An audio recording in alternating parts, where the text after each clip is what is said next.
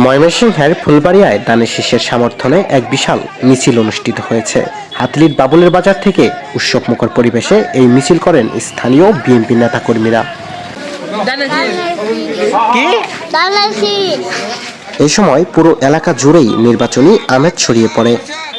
সে সময় বক্তারা আগামী 12 তারিখে হাতলির কেন্দ্রে দানের শীষকে বিপুল ভোটে বিজয়ী করার আহ্বান জানান।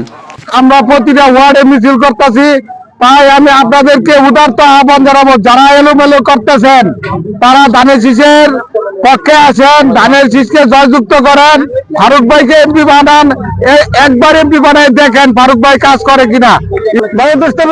আপনারা সবাই জানেন থেকে চাতুরা পর্যন্ত আমাদের জাতীয়তাবাদী দলের সমস্ত ঘরে ঘরে গেটের কাছে প্রতি ঘরে ঘরে বিএনপির লোক আছে।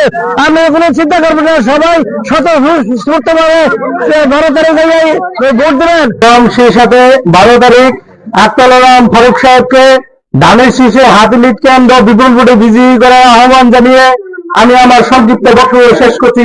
ধানের শীষ মার্কার 12 তারিখে নির্বাচনে আমরা আমাদের মতামত প্রকাশ করব। আমি প্রিয় ভাইদেরকে বলতে যাচ্ছি, আপনারা কেউ মনোবল হারাবেন না। ইনশাআল্লাহ সারা বাংলাদেশ থেকে আমরা যতটুকু জানতে পেরেছি বিভিন্ন মাধ্যমে আমরা বিএনপি ক্ষমতায় যাচ্ছি।